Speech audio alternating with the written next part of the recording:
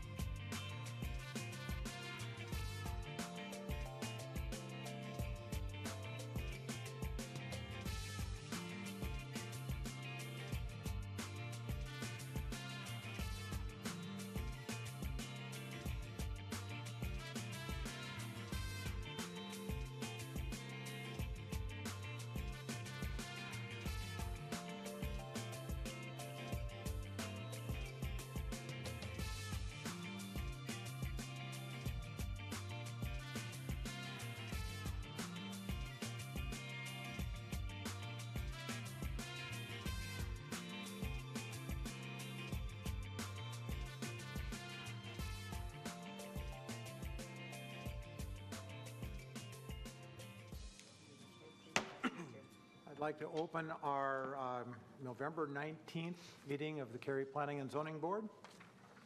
We have a fairly short agenda tonight, so hopefully we'll make this fairly crisp. I'd like to begin by adopting our agenda. Does anyone have any modifications to the agenda? If not, could I have a motion to approve as written? I so move. I'll second. Mr. Warner, seconded by Mr. Rogers? Yep, fine. Okay. Discussion? All those in favor of the motion? Aye. Aye. Opposed? That motion carries unanimously. Next, we have some meeting minutes to approve, and we're going to begin with the October 15th regular meeting minutes. Do we have any changes, corrections? I have one correction to item G1. It states that Mrs. Muir commented she had received an email, and it was actually Mr. Swanstrom who stated he had received an email regarding the vice chair. That is my recollection as well. Same here. All right. Any other changes to those minutes? If not, can we have a motion for approval? So moved. Second. We have a motion and a second. Discussion? Second. All those in favor say aye. Aye. Next, we'll move on to the October 29th work session meeting minutes. Any corrections? If not, a motion to accept? Please. Make a motion. We have a motion. Second. We have a second. Second. We have a motion and a second. Discussion. All those in favor of the motion say aye. Aye. That motion carries unanimously. And then finally, we have a motion to accept our 2012 annual report. And at this point in time, I take the privilege of thanking personally Mr. Miller, who did an outstanding job not only coming up with the idea for our presentation, but also leading the effort.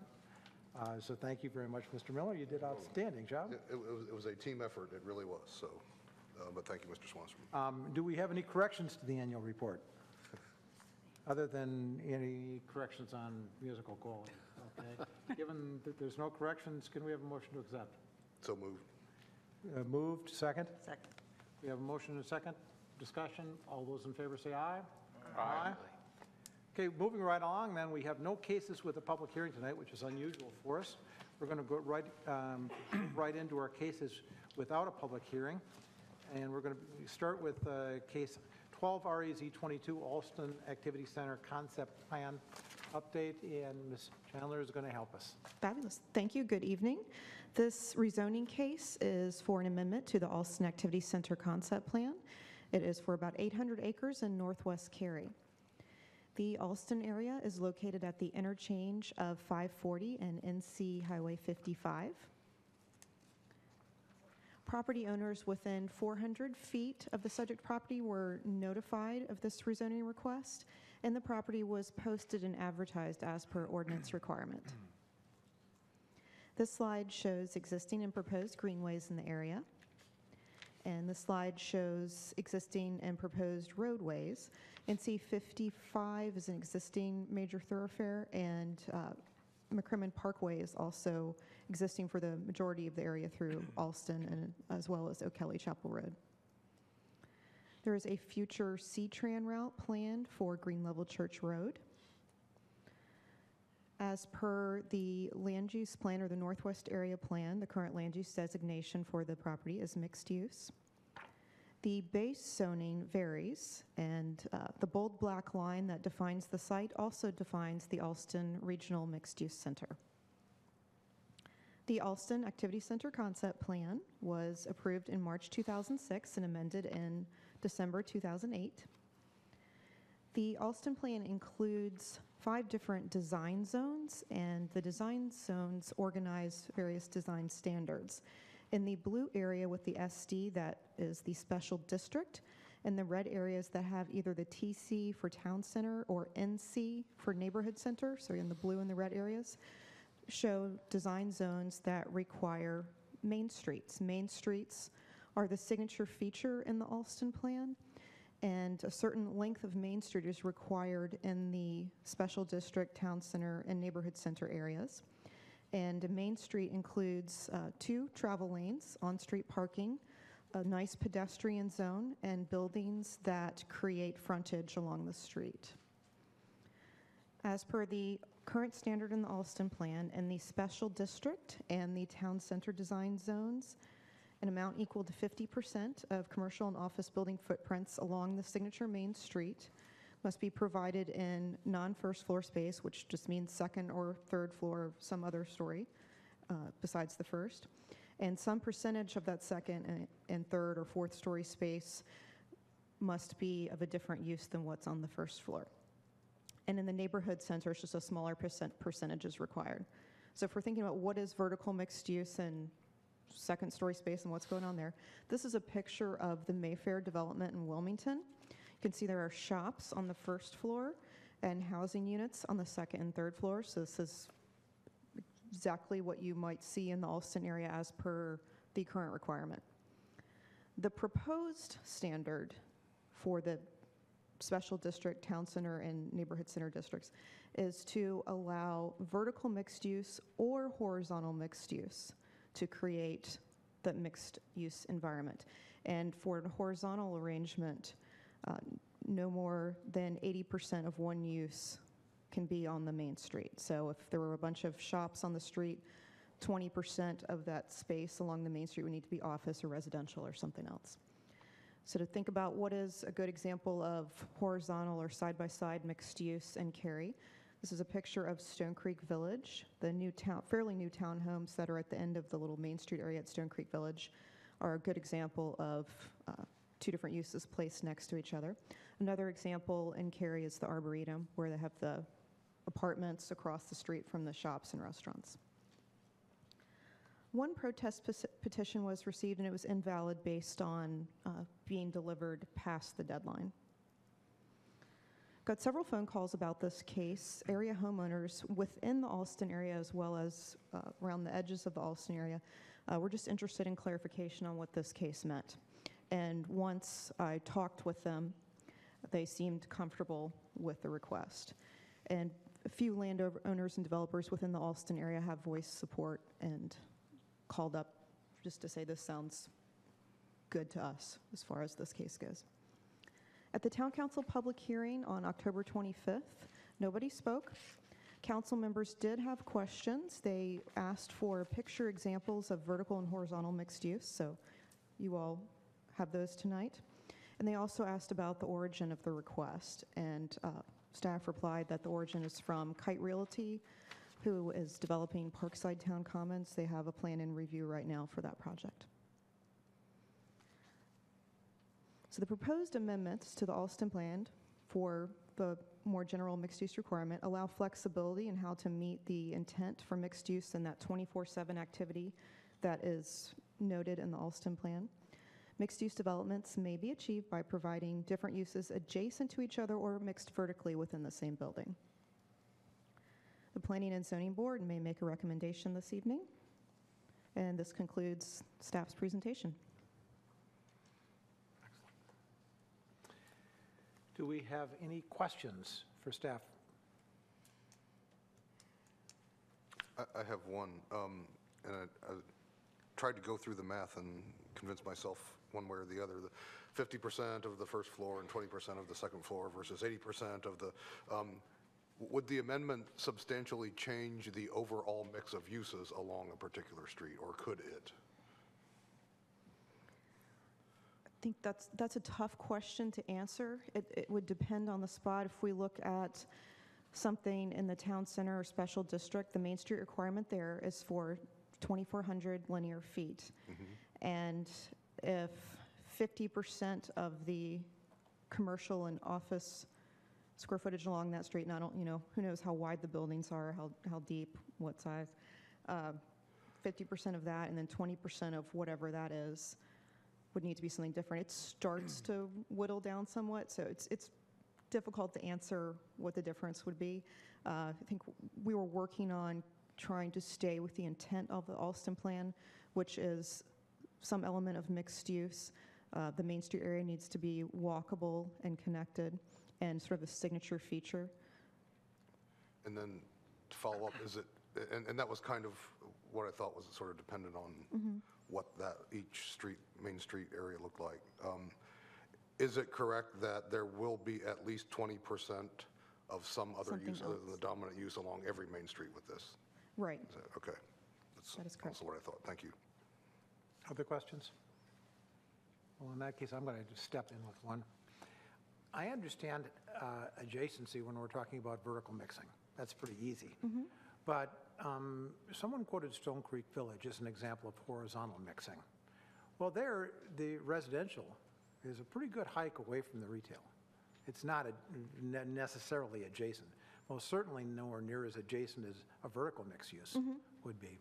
So the question is, how far apart can the uses be and still be considered to be mixed? Look, in the Alston Plan along the Main Street, we have standards for building separations. To create that Main Street feel, it's important for the frontage of buildings to be continuous.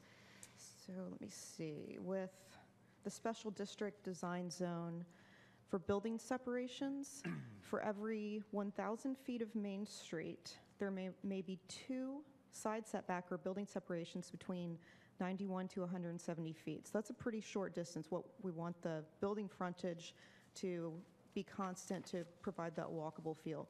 So if the side separations or building separations are limited, that means you couldn't have the different uses any farther away than that amount. Okay, and Because for the Main Street, the 2,400 feet in the special district or town center district, that 2,400 feet has to be contiguous. And it doesn't mean it all has to be one long line. It could be across, it could be something. As long as you can walk continuously along it, whether you turn or not, that's fine. so could we find ourselves in a situation where the 20%, the alternative mix, is located all at one end of that 2,400 Sure. foot street? It could. And so effectively, the thing we're trying to get, which is the reasonably attached mixing, could effectively be very separated with this amendment.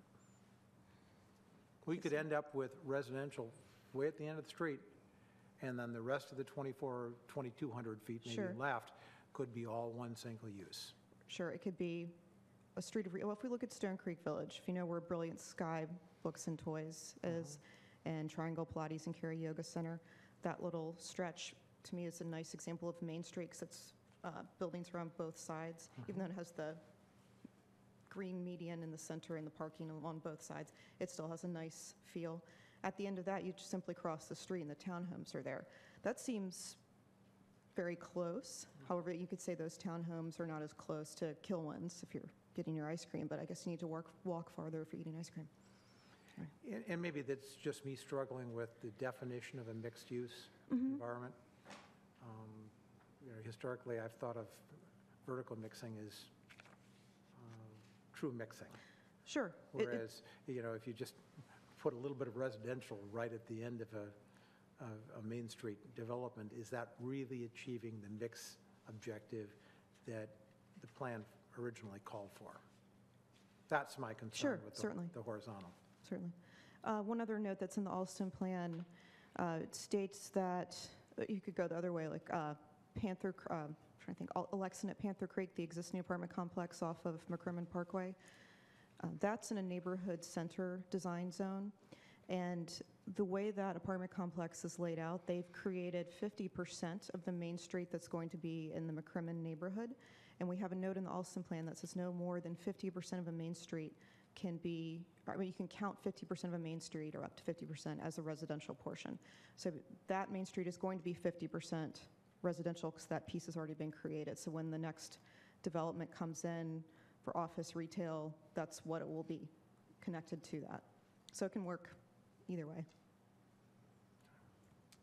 I will comment that 2,400 feet is very walkable for me, and I think therefore for almost everyone. So I would have no problem with 2,400 feet. And that's from one end to the other. That's not average to, halfway to halfway. That's maximum. 2,400 feet is not a long distance. What the motivation for this? I expect it's market conditions, right? That is part of it, and the plan that is in review right now for Parkside Town Commons, it has not been approved yet. It cannot, the way the plan is right now, it cannot be approved unless, the way it is shown, unless this amendment is approved. And their layout that is shown right now is very nice. It has a main street that curves a bit, and it has mostly commercial along it, a small amount of office, and then it transitions into residential units.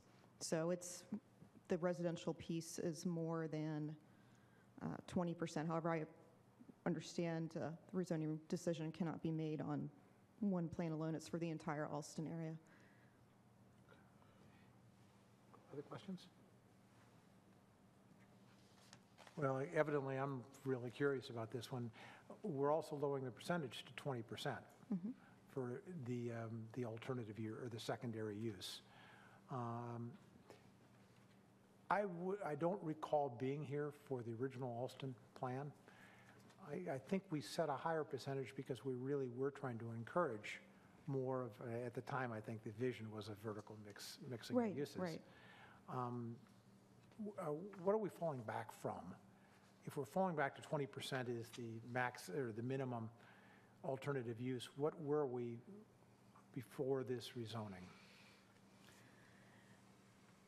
That sounds similar to that first question about how different is this from the current standard. Again, it's hard to, or difficult to define because the layout along a main street could be done many different ways. Well, what I'm really getting to is if you only have to have 30 or 20% of an alternative use with this rezoning, without this rezoning, you had to have what percentage alternative use? So with the 50% of commercial and office footprints, and if you take the 50% and then 20% of that, so whatever 20% of 50% is, how does that compare to 10%. 20% overall? Okay. Sounds, assume it would be a decrease. I'm not sure to what extent. Okay. Thank you. Do we have any other questions? Could we have a motion?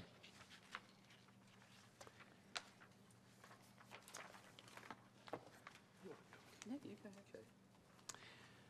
I move the board forward case number 12 RAZ 22 to Town Council with a recommendation for approval as it is consistent with the comprehensive plan and all other applicable plans, and it's reasonable and in the public interest and reasons set forth in the staff report and presentation.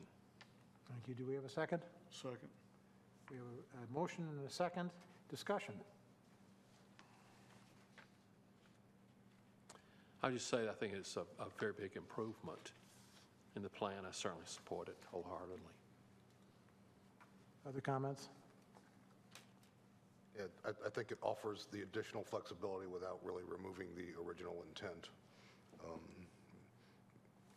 And still allows, you know, the original, if people want to do the vertical, they can still do that. Well, I certainly understand the market conditions that require this flexibility. I love the vertical mixed concept, but I understand it's very difficult to make work today. So I appreciate why this maybe is where we have to go. That said, I'm going to call the vote. All those in favor of the motion as stated, please say aye.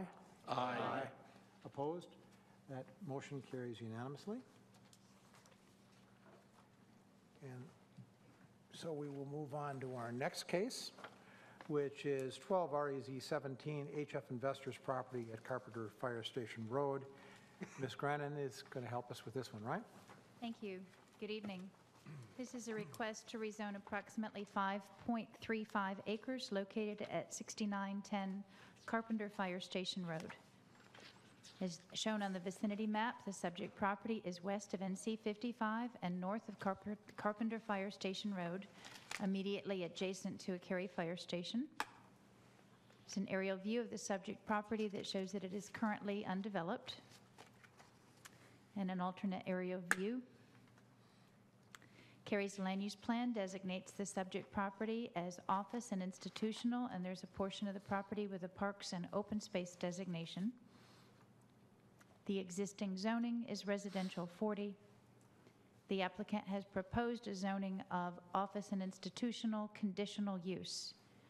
Conditions offered by the applicant are that the building size shall be limited to 25,000 square feet, and to address the concerns about the open space element on the Northwest Area Plan, the applicant has proposed a zoning condition that states that along the southern boundary of any urban transition buffers, additional permanent open space with an average width of 20 feet shall be provided, and that area may be kept in a natural state or allow landscaping and recreation.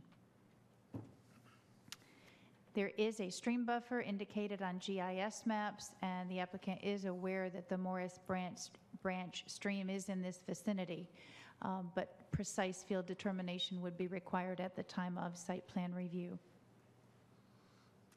This plan shows the location of greenway trails in the vicinity of the subject property, and there is a proposed greenway trail just north of the subject property.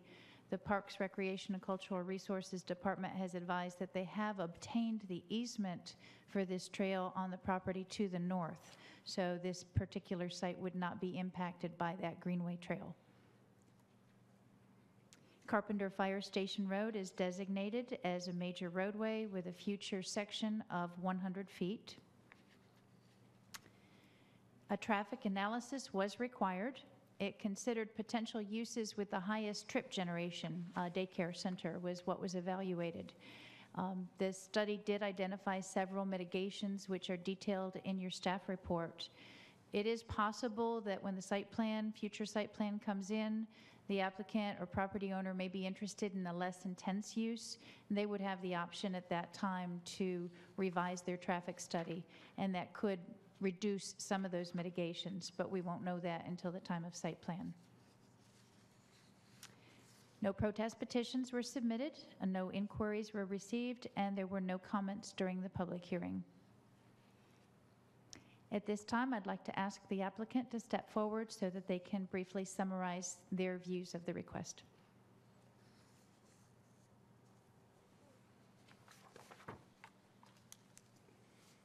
Good evening, Mr. Chairman and members of the Planning Board. Glenda Topp with Glenda S. Topp and Associates. I will be very brief. Staff's done an excellent job going over our proposed rezoning. It is for office. It complies with the comprehensive plan. As Deborah pointed out, we did have a neighborhood meeting where people within 400 feet were invited. Actually, there was really very little discussion about the rezoning. We actually just sat and chatted because no one really had any issues with it. And I'll be happy to answer any questions, and the owner of the property here is here also if you have any questions. Thank you. So do we have any questions? Yes. Okay, I understand that the traffic analysis and all the analysis has been done on the basis that this might be or could possibly be a daycare center Correct. and the traffic that would result from that. Because that's one of the most intense uses that would be permitted under the O&I zoning designation. So taking that into consideration, that's what the mitigations address. Now, the mitigations, do you know when, in comparison with construction of this property, the mitigations would be in place? I'm going to have Mr. Jensen weigh in on this. Good evening. Mitigations would be attached to a site plan whenever it develops. So right now, it's just a placeholder for zoning, but when a specific site plan application comes through, we'll apply it at that time. But as far as the actual construction of the mitigation, would that be done before or after?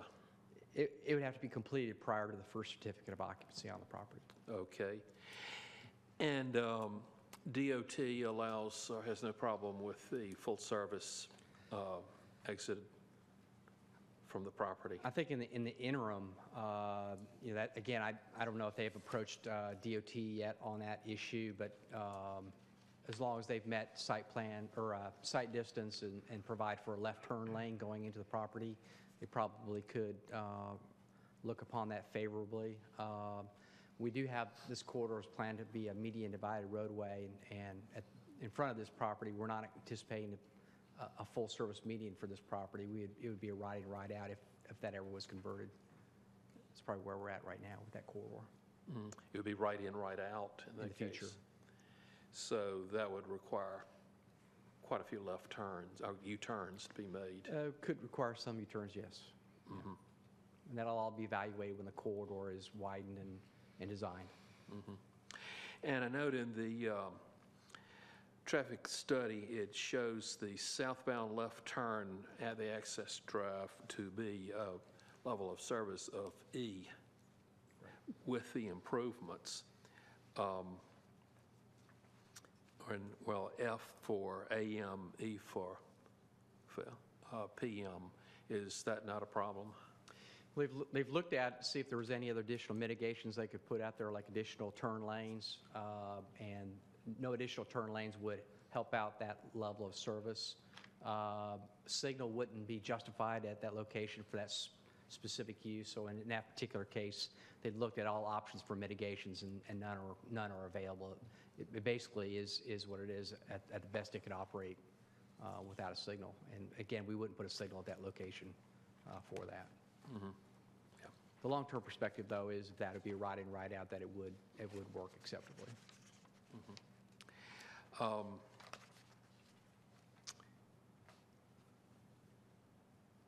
Yeah, the right is shown as an A, so that would not be a problem. Of course, without the additional mitigations, even the background is failing for a number of these intersections. If this project is not built, if site plan is not, if it never gets to that level, are any of these changes expected to occur anyway? Well, you may be familiar with the passing of the Cary community investment bonds, the improvement of extending Carpenter Fire Station from Morrisville Carpenter Road to NC 55 is currently being developed right now, and that improvement is a fully funded project, part of the bond investment program. So we will be looking to upgrade that intersection as part of that project. So we should be seeing hopefully some better level services there as part of that capital project. So that would be better than what's shown on the S 2016. Yeah, and again, the traffic study was done in advance of the community investment bonds being approved, so it doesn't show up as an improvement. Okay.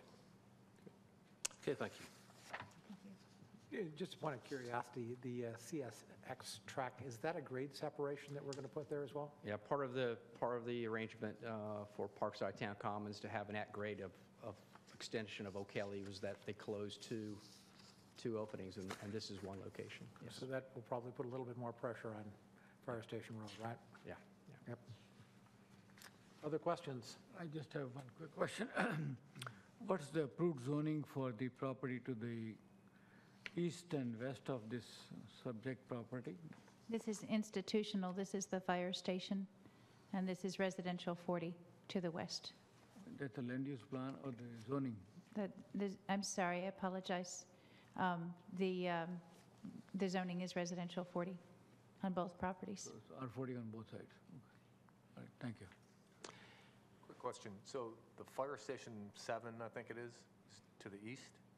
This is the fire station location, right, immediately adjacent to the east. Okay. Mhm.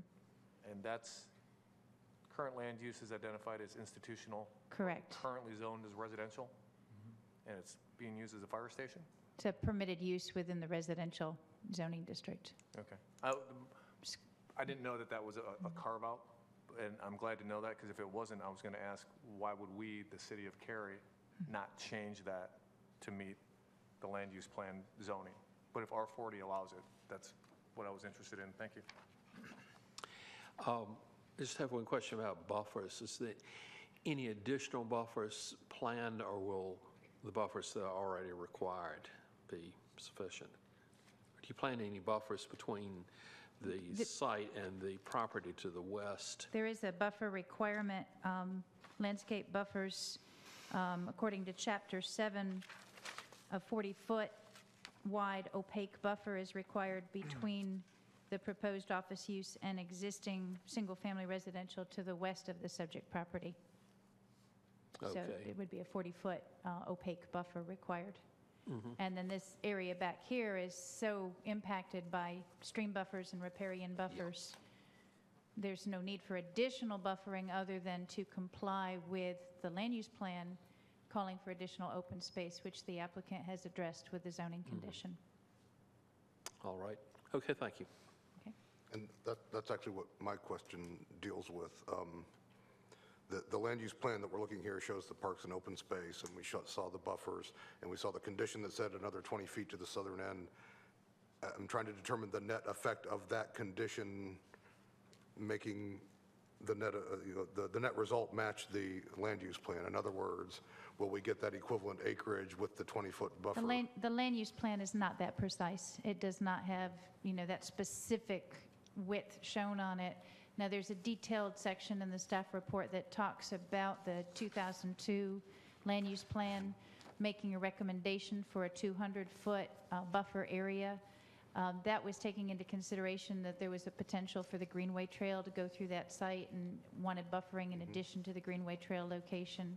And we've had other cases where staff's reevaluated that and determined that it's not necessary to have a full 200 feet in that vicinity. So that's been applied elsewhere in this area. So, And then yeah. My other question is there a zoning designation that would map to the parks and open space land use Sure, plan? you could do resource recreation. But we've chosen not to do that and make this entire thing office and institutional. If there's a riparian buffer in that area, they're not going to be able to build in that area. It's going to be open space. And I'm just trying to determine the net effect of, Yeah, what that- people that may is have a expected on this possibility. map. Is there a reduction in open space? And it sounds like it's possible there is. Granted, the land use plan map is not precise, but in this particular case, we see a pretty contiguous line here. I be happy believe to- the applicant has a comment. If the applicant can address this a little bit more completely. Thank you, Deborah. I was just going to add, in working with staff, there was the issue about the area on the map and making sure that the intent was met, which is one of the reasons why we added the additional condition to provide additional open space adjacent to that buffered area. And as Ms. Grannon pointed out, that buffered area cannot be Impacted. impacted. Right. Therefore, the additional 20 feet that we've offered is in addition to that. So as she pointed out, there could have been another zoning classification, but by default, it can't develop. So it's, you know, we're doing office and institutional, and that back portion will not be, you know, will not be touched. I was just trying to figure out the net effect. I understand that I piece. hear what you're saying. All right, thank you. Other questions? In that case, could we have a motion, please? I'll make a motion. Mr. Warner. I move that the board forward case number 12 REZ 17 to Town Council with a recommendation for approval, as it is consistent with the comprehensive plan and all other applicable plans and is reasonable in the public interest for the reasons set forth in the staff report and presentation. We have a motion. Do we have a second? Second? I think Mr. Shaw beat you. No, I didn't. That's Well, Mr. Rogers, do you mind deferring to Ms. Miller? Not at all. We have a motion and a second. Discussion. Hearing no discussion, I'm going to call the vote. All those in favor of the motion as stated, please say aye. Aye. Aye. Opposed? That motion carries unanimously. And we're going to move on to our next case, which is 12 REZ 21. This is the Manners at Green Level Crossing Edition. And Ms. Grannon, you're going to help us again. We're having a little technical difficulty. All right. The Manners at Green Level Crossing is a rezoning request for two properties located at 7404 and 7416 Roberts Road on approximately 5.79 acres. The vicinity map shows the subject property north of Roberts Road. I apologize. We're having a little difficulty with this PowerPoint presentation, so I'll see if I can talk really quickly. Here's the vicinity map again, and the subject property is north of the existing Manners at Green Level Crossing subdivision. An aerial view of the subject property shows that the property has been developed with a single-family home on one parcel and a single-family farm home and some outbuildings on the adjacent parcel. Questions came up during the town council meeting about the historic nature of these buildings because they were listed in the historic inventory. And there's a detailed explanation in the staff report that Ms. Redling and our staff evaluated after meeting with the applicants. And you can look at that and ask questions if you have comments about that. But it was a determination that there is not a significant historic value with those buildings. The land use plan I'm going to just go through these slides one at a time because they seem to be having a little bit of a mind of their own and advancing without my doing anything. So let me see if I can.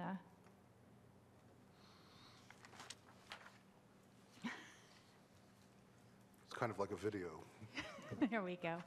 The Southwest Area Plan designates the subject property as conservation residential low density, and the applicant is requesting zoning designation of residential. I apologize. I'm sorry, I'm a little flustered by the slides advancing without my doing anything to them, so let me see if I can get back on track here. The existing zoning is Wake County zoning designation of residential 40. This is similar to a Cary zoning designation with one dwelling unit per acre, but also allows an opportunity for cluster development. And the applicant has proposed a zoning designation of residential 40 with a conservation residential overlay district, low density subdistrict. And if annexed and brought into the town of Cary, the Jordan Lake Watershed Protection Overlay District would also apply. And here's a map that shows the subject property and the current boundaries of the Jordan Lake Watershed Protection District and the Conservation Residential Overlay District. Property owners within 400 feet of the subject property were notified by mail of the zoning request. The property was posted and advertised, and staff did not receive any comments or questions from adjacent property owners. It's not eligible for a protest petition because the subject property is outside Cary's ETJ.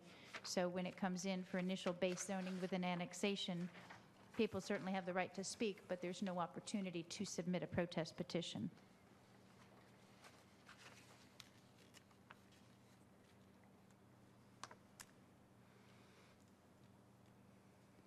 The site is impacted, according to our GIS maps, by a stream buffer, and field determination would be required at the time of site plan review. This shows the proximity of an existing greenway trail to the west of the subject property. And I apologize. Roberts Road is designated as an existing minor roadway. A traffic analysis was not required because the proposed use does not generate 50 or more peak hour trips above potential trips with the existing zoning.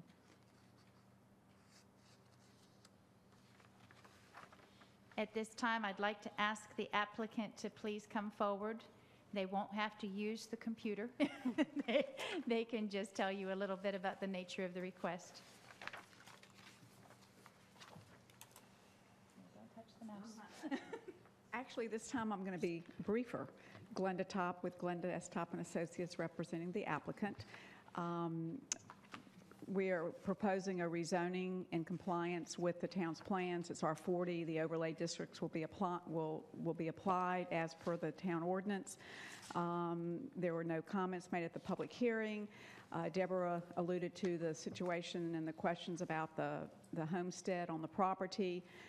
Immediately after the town council meeting, we met with staff, Anna and Philip, and the results are in your staff report, and I'm here tonight to answer questions, and also Toll Brothers, who's developing the property, is also here to answer any questions. Thank you. Thank you. With that, do we have any questions? Just one question with respect to the order of how this would transact. Wouldn't the annexation process be done before the zoning is done? They'll happen at the same meeting. This, if recommended for approval at the town council meeting, the annexation would have to be acted on first. Okay. Typically, what happens is the applicant has a pretty good idea of what direction the council is going in. If it looks as though they're not going to approve a zoning, they'll ask council to not approve the annexation, because obviously if they're not going to be able to develop the property, then they wouldn't want to start paying taxes and paying for services that they don't need. But those would both happen at the same meeting. Thank you. Other questions? Yeah, I have one. I think I understand correctly, staff also consulted with Capital Area Preservation about the, I'm getting nods from Ms. Redling. That's correct. And they confirmed the same opinion, conclusions you had? Yeah, all right, thank you. Other questions? In that case, could we have a motion, please?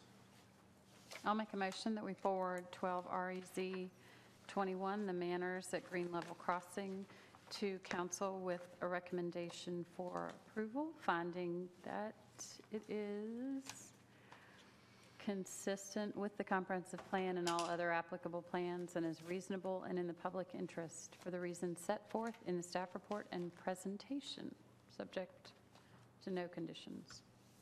I'll second that. We have a motion and a second discussion. Yeah, I'll just say, especially given another recent case where we had a historic property and lots of discussion on it, staff had a different conclusion this time. Capital Area Preservation agreed with that conclusion. I went out and visited the site yesterday. I want to thank the property owner for letting me do that, and also agreed with their conclusion. And as we said, historic properties belong to the property owner. They can do what we want. We can certainly encourage the preservation of them. In this case, I think that potential value is lower than we saw before. So I do appreciate the attention from the applicant and staff for looking into that, and agree with their conclusion. Well, Mr. Miller, I'll comment that I also went out and looked at the property, because I usually have a harder time than you do appreciating historical significance. And so I was curious about this one, and frankly, I had a real hard time finding the historical significance in this property. Okay, if we have no other comments, I'm going to call the motion for a vote. All those in favor of the motion as stated, please say aye. Aye. Those opposed? We have a unanimous vote. And I believe that concludes our business. So all we need now is a motion to adjourn. So moved. We have a motion from Mr. Miller, a second. Second. A second from Mr. Shaw. Discussion. All those in favor of the motion say aye. Aye. I therefore close the meeting.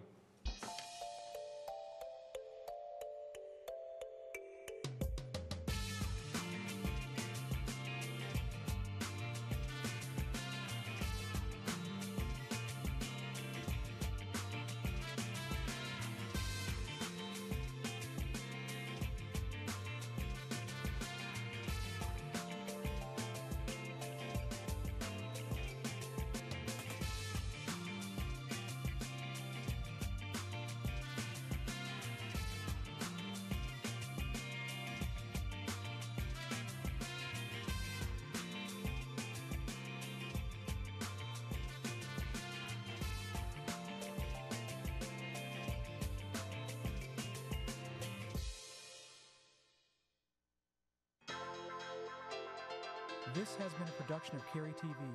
Visit the Town of Cary's website at townofcary.org.